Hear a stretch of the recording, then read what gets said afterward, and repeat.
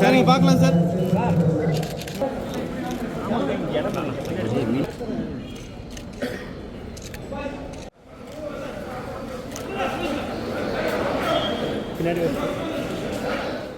மாண்புமிகு தமிழ்நாடு முதலமைச்சர் மாண்புமிகு தளபதியுடைய ஆணைக்கிணங்க இன்று கோவை மாநகராட்சி மற்றும் கோவை மாவட்டத்திற்கு உட்பட்ட பல்வேறு பகுதிகளில் ரூபாய் 54 கோடி 60 லட்சம் ரூபாய் மதிப்பிலான புதிய திட்டப்பணிகளுக்கு அடிக்கல் நாட்டுதல், முடிவுற்ற திட்டப்பணிகளை திறந்து வைத்து பொதுமக்களுடைய பயன்பாட்டிற்கு கொண்டு வருதல் என பல்வேறு பணிகள் இன்று தொடங்கி வைக்கப்பட்டுள்ளன. கோவை மாவட்டத்தினுடைய வளர்ச்சியில் மாண்புமிகு முதலமைச்சர் அவர்கள் தனி கவனம் செலுத்தி ஒவ்வொரு முறையும் கோவைக்கு வருகை தருகின்ற பொழுது, அதே போல மற்ற மாவட்டங்களுக்கு செல்வதற்காக கோவை விமான நிலையத்திற்கு வருகை தருகின்ற பொழுதும் தொடர்ந்து மாவட்டத்தினுடைய வளர்ச்சியில் மதிப்புக்குரிய மாவட்ட ஆட்சித்தலைவர், மாநகராட்சியினுடைய ஆணையர் உள்ளிட்ட அரசு துறை அதிகாரிகளிடத்திலே கேட்டு செயல்படுத்த வேண்டிய திட்டங்கள், நடைபெற்று கொண்டிருக்கக்கூடிய திட்டங்கள், முடிந்த பணிகள் என தொடர்ச்சியாக ஆய்வுகளை மேற்கொண்டு விரைவாக நடைபெறுகின்ற பணிகளை முடிக்க வேண்டும் என்று அறிவுறுத்தி இருக்கின்றார்கள். அந்த வகையில் மாவட்டத்தினுடைய வளர்ச்சியில் மாண்புமிகு முதலமைச்சர் அவர்கள் தனி கவனம் செலுத்தி வருகின்றார்கள். மாண்புமிகு முதலமைச்சருடைய உத்தரவின் அடிப்படையில் இன்று 54 கோடி 60 லட்சம் ரூபாய் மதிப்பிலான பணிகளை இன்று தொடங்கி வைத்திருக்கின்றோம்.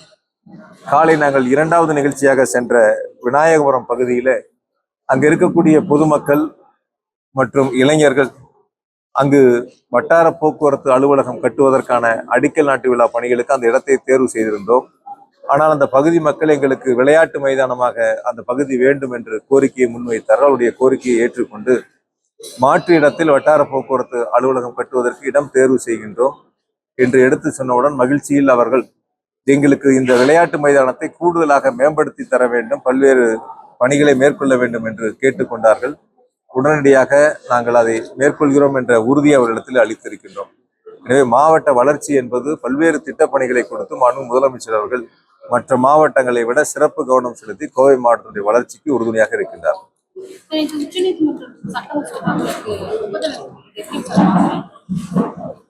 ஒட்டுமொத்த தமிழ்நாடு மட்டுமல்ல, இந்தியாவிற்கு வழிகாட்டக்கூடிய அனைத்து மாநிலங்களுக்கும் வழிகாட்டக்கூடிய ஒரு ஆளுமை மிக்க தலைவராக, ஒரு நெஞ்சுரமிக்க தலைவராக, நமது உரிமையை மீட்டெடுக்கக்கூடிய முதலமைச்சராக மாண்புமிகு தளபதி அவர்கள் சிறப்பான ஒரு முன்னெடுப்பை எடுத்து நீதிமன்றத்தின் மூலம் நிலைநாட்டி இருக்கின்றார்கள்.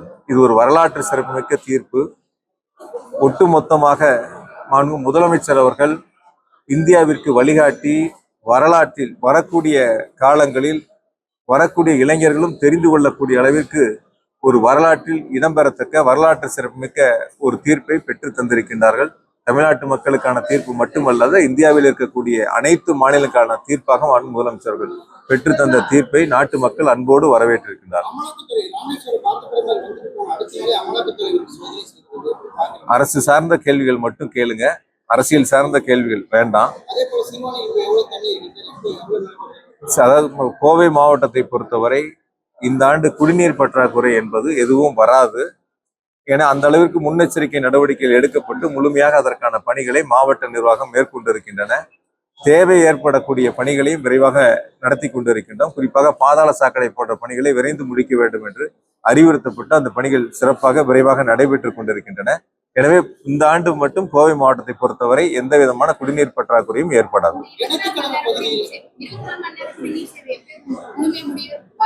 அதாவது இறுதி கட்டத்தை எட்டியிருக்கின்றார்கள். மிக விரைவாக முடிப்பதற்கான பணிகளை எடுத்துக்கொள்ளப்பட்டிருக்கின்றன.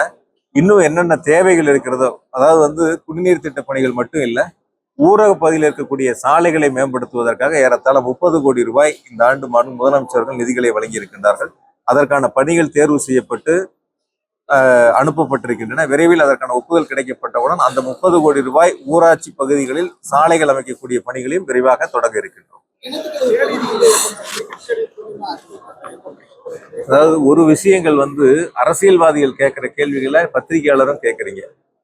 ஒரு கிரிக்கெட் ஸ்டேடியம் என்பது ஒரு சாதாரணமா ஒரே நாள்ல ஒரு வாரத்துல செய்யக்கூடிய பணிகள் அல்ல. அதற்கான இடங்களை தேர்வு செய்து அதற்கான வடிவமைப்பு டிபிஆர் தயார் பண்ணணும், அதற்கான திட்ட மதிப்பீடுகள் தயார் செய்யப்படணும். அந்த கிரிக்கெட் மைதானத்தை நாம் பயன்பாட்டிற்கு கொண்டு வர வேண்டும் என்றால் அந்த கிரிக்கெட் வாரியத்தினுடைய ஒப்புதலை பெற வேண்டும். இது மாதிரி பல்வேறு பணிகள் இருக்கின்றன. பொதுவா பத்திரிகையாளர்னா அரசியல்வாதிகள் கேட்கிற கேள்விகளை போல வந்து எந்தெந்த பணிகள் எத்தனை நாட்கள் இருக்கு, யாருடைய ஒப்புதல் வேண்டும்ங்கிறது இருக்கு. பயன்பாட்டு கொண்டு வந்து கட்டடத்தை முடிச்சுட்டு மைதானத்தை திறந்து வச்சா மட்டும் பயன்படுத்த முடியாது. கிரிக்கெட் வாரியத்தினுடைய ஒப்புதலை பெற்றால்தான் சர்வதேச அளவிலான விளையாட்டு போட்டிகளை நாம் நடத்திட முடியும். அதற்கான அனைத்து கட்ட பணிகளையும் நிறைவு கட்டத்தை எட்டியிருக்கின்றன. விரைவில் அதற்கான பணிகளை தொடங்க இருக்கின்றோம். கிணத்துக்கடவு பகுதியில் சிந்திகா என்கின்ற மாணவியை பள்ளி வளாகத்திலே வெளியுறவு வச்சு அமர வச்சு எக்ஸ்பிளைன் அதாவது என்னன்னா, அது குறித்து இப்ப காவல்துறை விசாரித்து வருகின்றார்கள். யாராவது அதுல தவறு செஞ்சிருந்தா நிச்சயமா நடவடிக்கை எடுக்கப்படும். எந்த இல்ல மேடம், எனக்கு இது வரைக்கும் ஒரு புகார் கூட வரல. பட் இந்த ஒரு நிமிஷம் எனக்கு அது மாதிரி புகார், நான் இங்கேதான் இருக்கேன், எனக்கு அது மாதிரி புகார்கள் வரல. மின் வாரியத்துக்கு அது மாதிரி புகார்கள் வரல.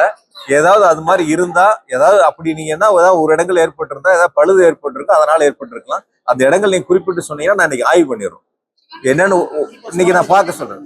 இன்னைக்கு உயர் அதிகாரிகள் அனுப்பி அதை எதனால ஏற்பட்டுங்கிறத பார்க்க சொல்றேன். நான் பொதுவா நீங்க என்னன்னா, ஒரு பத்திரிகையாளருக்கு ஒரு தோற்றம் வந்துருது, டீ கடையில பேசுற மாதிரி உட்காந்து எங்கேயாவது செவிவழி செய்திகளை சில நேரங்களில் கேள்வியா முன் வச்சிடுறீங்க. தமிழ்நாட்டை பொறுத்த வரைக்கும் இந்த ஆண்டு கோடை காலங்களில் எந்தவித பாதிப்புகளும் இல்லாமல் சீரான மின் விநியோகத்திற்கான அனைத்து நடவடிக்கைகளையும் மாண்பு முதலமைச்சர்கள் எடுத்துள்ளார்கள்.